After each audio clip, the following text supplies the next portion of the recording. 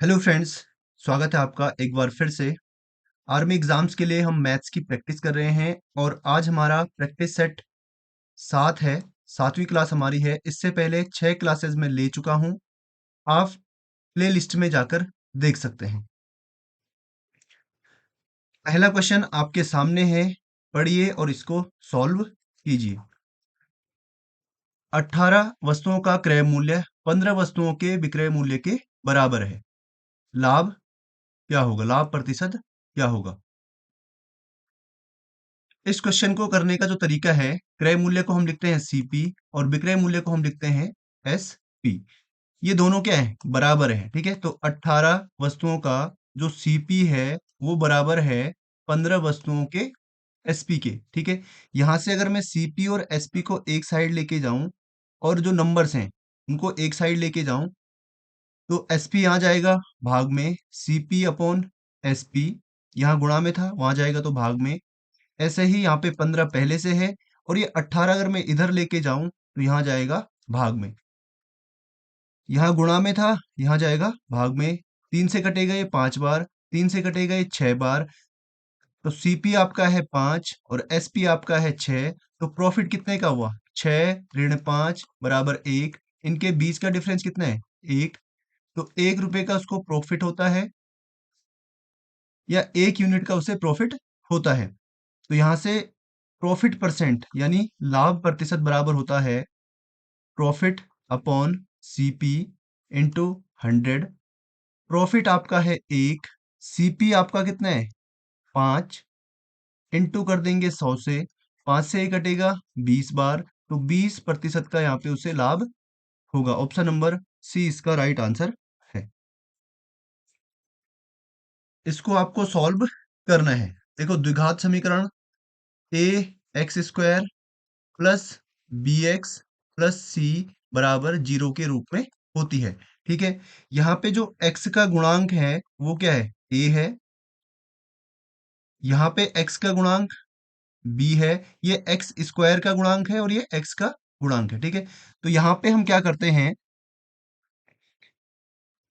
c का गुणा a के साथ करते हैं। तो यहाँ पे c कितना है? 5 और एक्स स्क्वायर का गुणांक कितना है? 1 है। कितना है? 1। तो x square plus 18x plus 15 बराबर 0।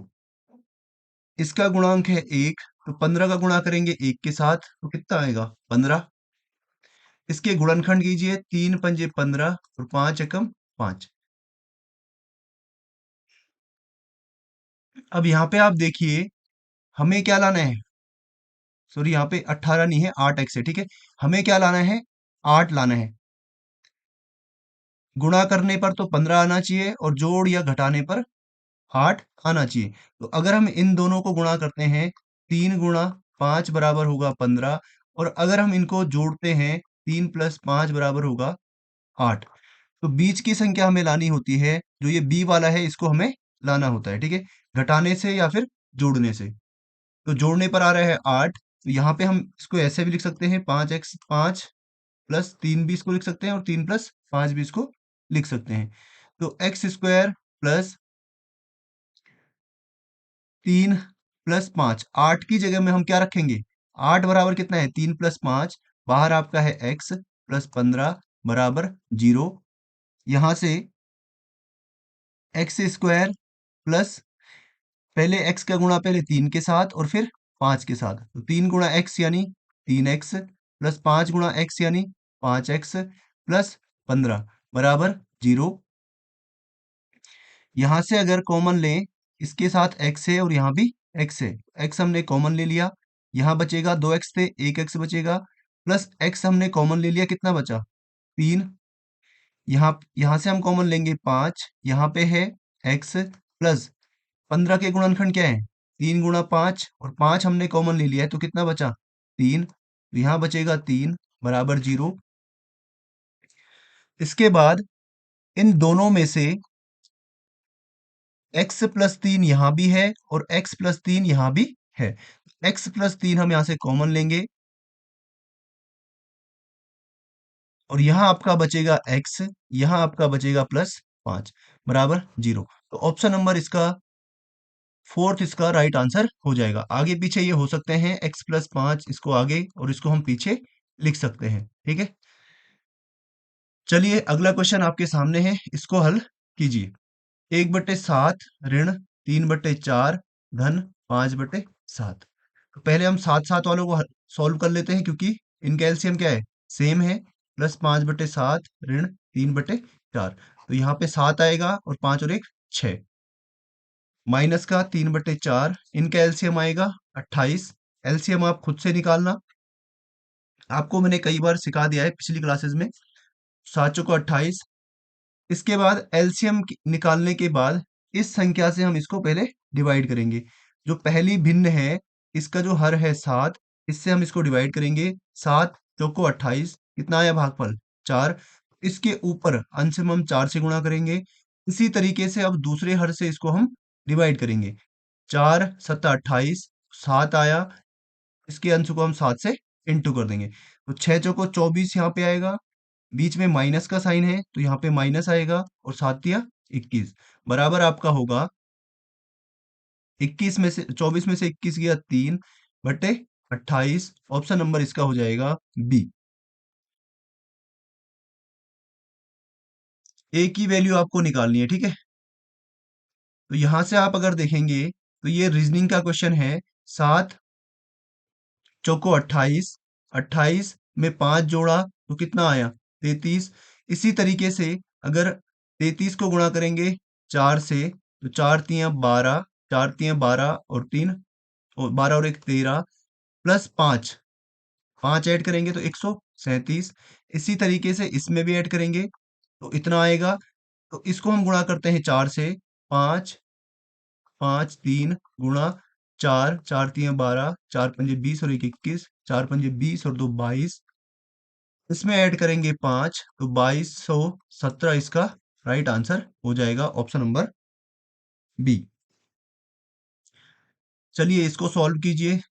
ऑफ का मतलब होता है इनटू, ऑफ या का मतलब क्या होता है, इनटू। तो 43%, प्रतिशत का मतलब होता है 1/100। 43/100, ऑफ का मतलब इनटू 27 50 माइनस 38% यानी 38/100 गुणा में 2990। यहाँ से एक जीरो से एक जीरो कट गया, यहाँ भी एक जीरो से एक जीरो कट गया। अब इन दोनों को गुणा कर लेते हैं, क्योंकि यहाँ पे कोई भी शॉर्टकट अब नहीं लग रहा है। तो यहाँ पे इन दोनों को गुणा करते हैं। 275 गुणा 43, 3 पंजे 15, 3 सत्ता 21 और 1 22, 3 दूना 6 और 2 8, 4 पंजे 20, 4 सत्ता 28 और 2 30, 4 दूना 8 और 3 11, 5 2 8 1 1। तो यहाँ पे आपका आएगा 11,825, माइनस इन दोनों को गुणा करते हैं। 2 9 9 गुणा 38, 8 × 72, 8 × 72 और 7 × 79 79, 8 दूनी 16, 16 और 7 23, 3 × 27, 3 × 27 और 2 29, 3 दूना 6 और 2 8, 2 9 और 7 16, 9 और 3 12 और 1 13 और ये 11। तो यहाँ पे आपका आया है 11,362। तो इसमें से इसको घटाएंगे, तो यहाँ पे आप घटा दीजिए 11,362। यहाँ बचेगा 3, यहाँ बचेगा आपका 6, यहाँ आपका बचेगा 12 में से 6 गया 6 और यहाँ 7 में से 3 गया 4, यहाँ पे 0 0। तो यहाँ पे जो घटाने के बाद आया, और इन दोनों का एलसीएम कितना था 100, सॉरी 10 था। तो यहाँ पे घटाने के बाद आपका आया 663 अपॉन में है 10। इस जीरो की वजह से यहाँ पे लग जाएगा दशमलव। तो ऑप्शन नंबर डी इसका राइट आंसर हो जाएगा। वह छोटी से छोटी संख्या कौन सी है जो 3 से विभाज्य है तथा अगली दो अभाज्य संख्याओं से भी विभाज्य है। यानी वो छोटी से छोटी संख्या आपको ढूंढनी है जो 3 से विभाज्य है, और अगली अगली दो अभाज्य संख्याएं, अभाज्य इसके बाद की अभाज्य संख्या 5 फिर 7। तो 3 5 और 7 से कौन सी संख्या विभाज्य होगी, और इसने पूछा है छोटी से छोटी संख्या। जब छोटी से छोटी संख्या पूछता है तो इसका हम निकालते हैं एलसीएम।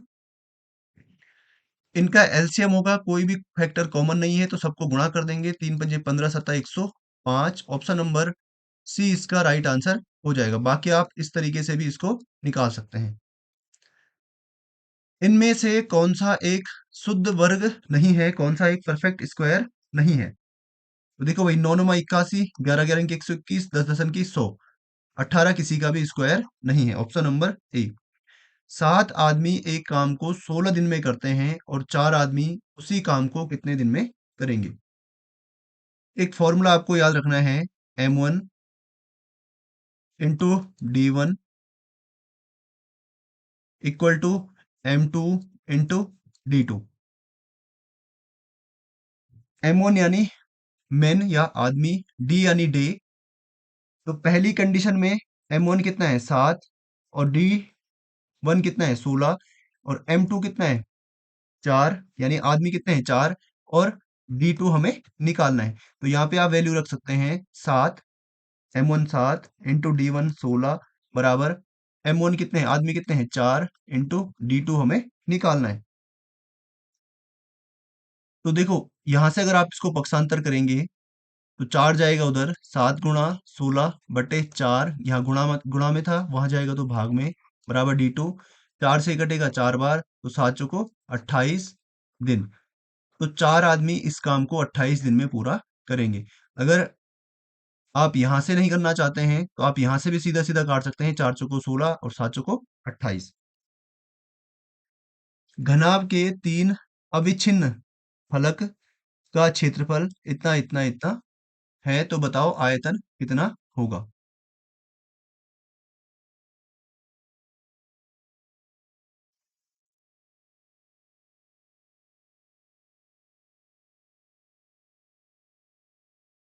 एक घनाभ है,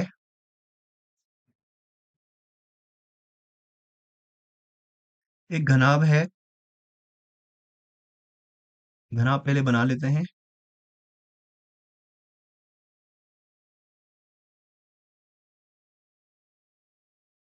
और इसके जो अविच्छिन्न फलक हैं, यानी जो सटे हुए फलक है, एक ये वाला,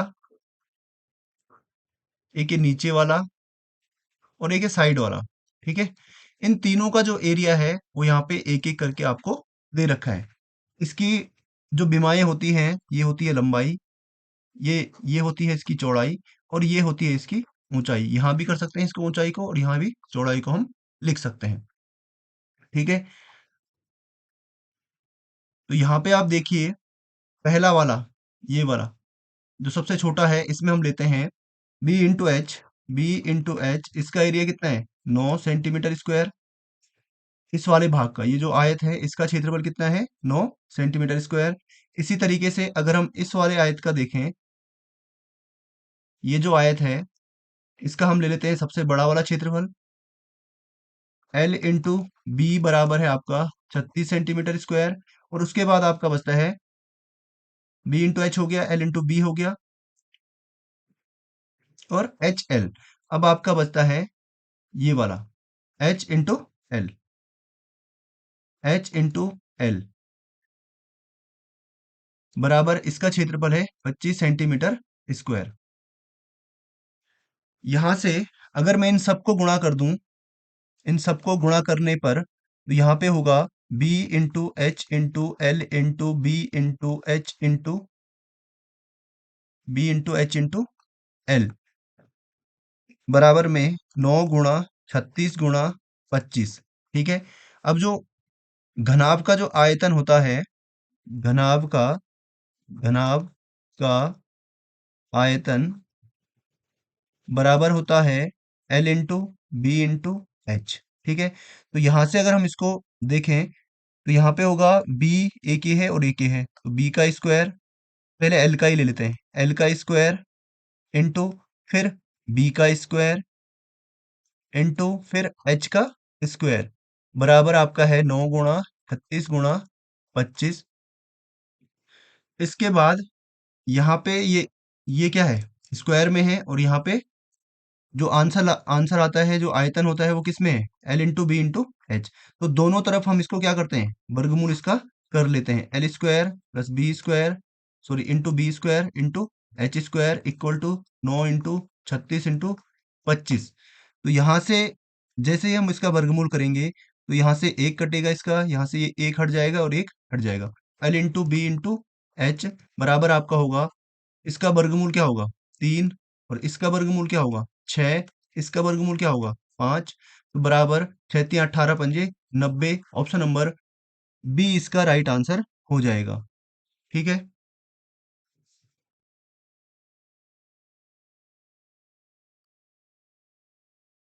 एक कोण के आधार पर, सॉरी, कोण के आधार पर त्रिभुज कितने प्रकार के होते हैं? तो कोणों के आधार पर त्रिभुज, पहला न्यून कोण, न्यून, पहला न्यून कोण, न्यून कोण त्रिभुज, दूसरा अधिक कोण त्रिभुज, अधिक कोण त्रिभुज, और तीसरा आपका होता है समकोण त्रिभुज। ऑप्शन नंबर डी इसका राइट आंसर हो जाएगा। अगर भुजाओं के आधार पर पूछे, ये है कोणों के आधार पर, अगर भुजाओं के आधार पर पूछे, आधार पर, तो पहला आपका होता है समबाहु त्रिभुज, समबाहु त्रिभुज जिसकी सारी भुजाएं बराबर होती हैं। दूसरा विषमबाहु त्रिभुज, विषमबाहु त्रिभुज, तीसरा आपका होता है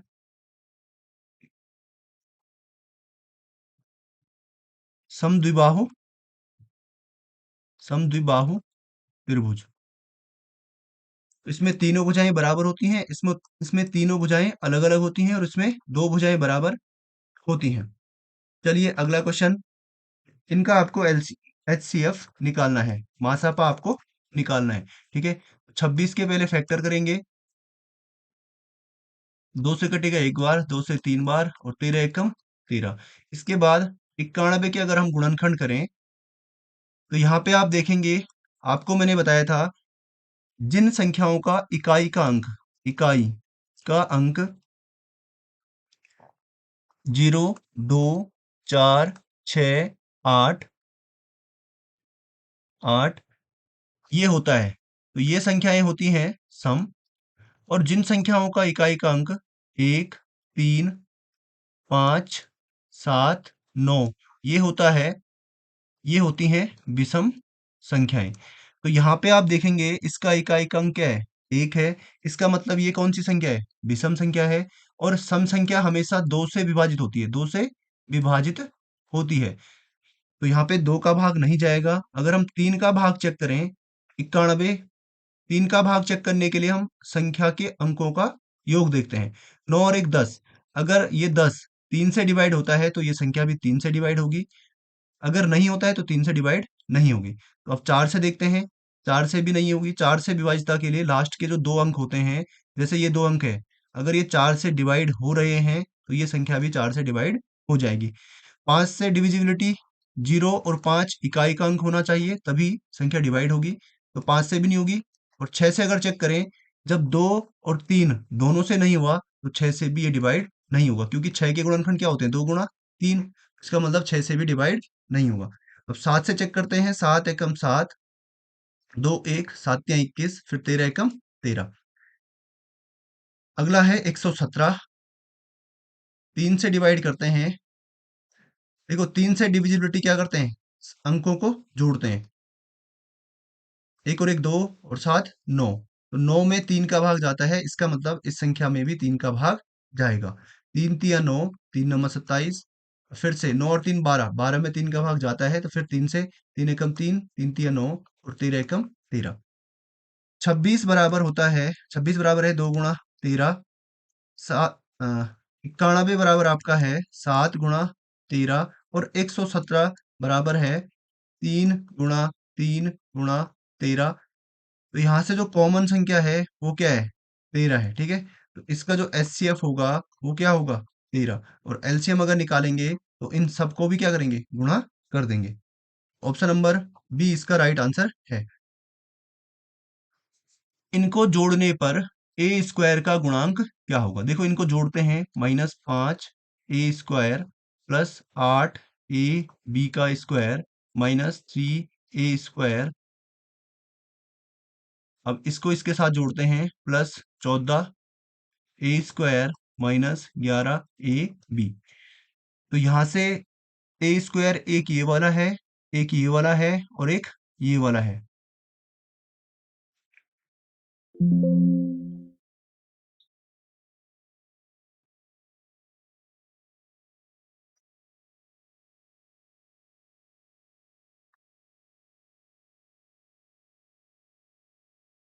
एक ए स्क्वायर ये वाला है,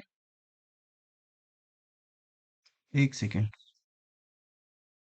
एक ए स्क्वायर ये वाला है, एक ये है और एक ये है। तो ये दोनों के दोनों तो माइनस के हैं, ये और ये।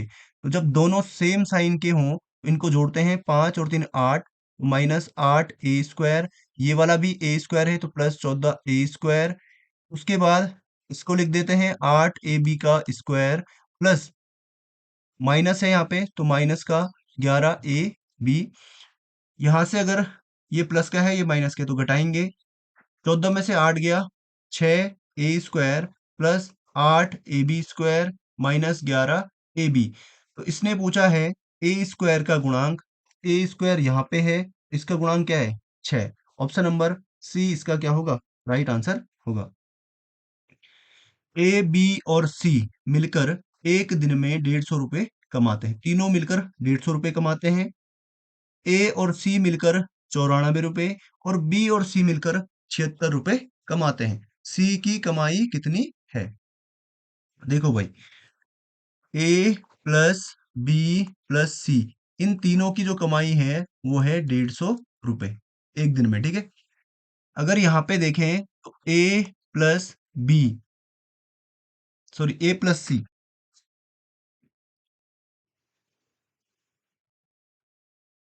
ए प्लस सी, इन दोनों की कमाई कितनी है? ये हो गई पहली समीकरण। ए प्लस सी, इनकी कमाई कितनी है? 94। और उसके बाद बी प्लस सी, बी प्लस सी, इन दोनों की कमाई कितनी है? 76 रुपए।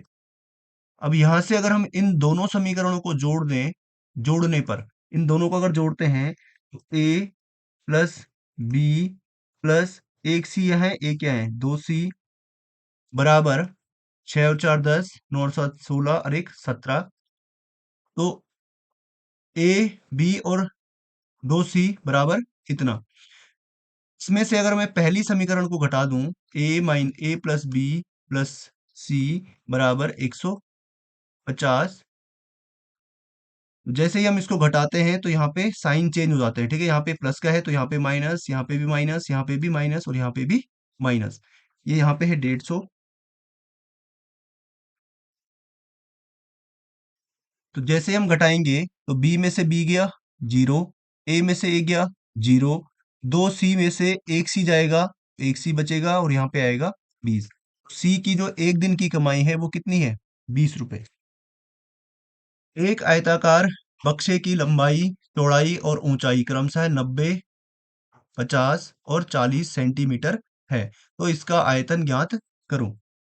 देखो भाई, एक बक्सा है और कैसा है? घनाभाकार बक्सा है, क्योंकि इसकी बीमारी क्या है? अलग अलग है। इसकी जो लंबाई कितनी है? 90 सेंटीमीटर।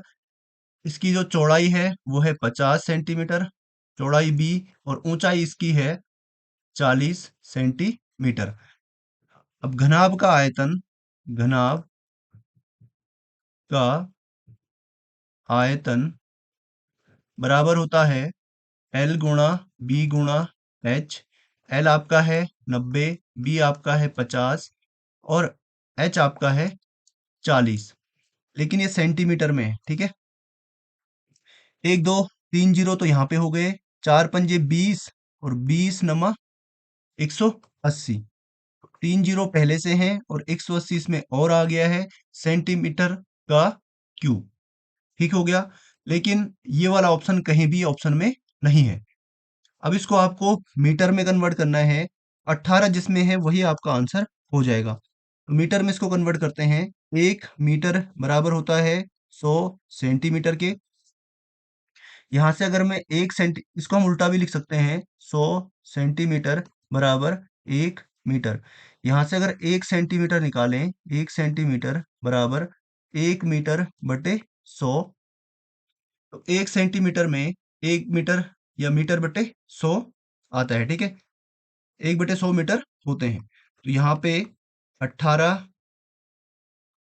1,80,000 गुणा सेंटीमीटर 3 बार है, सेंटीमीटर का क्यूब यानी सेंटीमीटर गुणा सेंटीमीटर गुणा सेंटीमीटर, 1,80,000 गुणा सेंटीमीटर की वैल्यू कितनी है? 1/100 मीटर, 1/100 मीटर गुणा 1/100 मीटर गुणा 1/100 मीटर। ये मैं आपको बेसिक से बता रहा हूं, अगर आप चीजें भूल जाते हो तो आप इस तरीके से इसको सॉल्व कर सकते हैं, बाकी तो इसका आंसर सीधा सीधा यहाँ पे आ ही गया था। इसके बट्टे में है एक, 2 जीरो से 2 जीरो कट गए, फिर 2 जीरो से 2 जीरो और कट गए, और 1 जीरो से 1 जीरो कट गया। अब यहाँ पे बचा आपका 18/10, 4, 1 सेकेंड, 1 2 3 4 ही जीरो थे यहाँ पे, ठीक है। तो 18/100 बचेगा, 1 जीरो नहीं कटेगा। 18/100, यहाँ पे एक के पीछे 2 जीरो है, इसको अगर हम हटाएंगे तो यहाँ पे 2 अंकों से पहले क्या आएगा? दशमलव। दशमलव 18 metre cube, option number B इसका राइट आंसर होगा। पता लगाइए सबसे छोटी इकाई जो इनसे भाग हो और पूर्ण वर्ग भी हो। तो सबसे पहले सबसे छोटी इकाई निकालेंगे, यानी एलसीएम इसका निकालेंगे। तो 12 के गुणनखंड होते हैं, 2 छक्का 12, 2 तियां 6 और 3 एकम 3। 15 के गुणनखंड, 3 पंजे 15 और 5 एकम 5।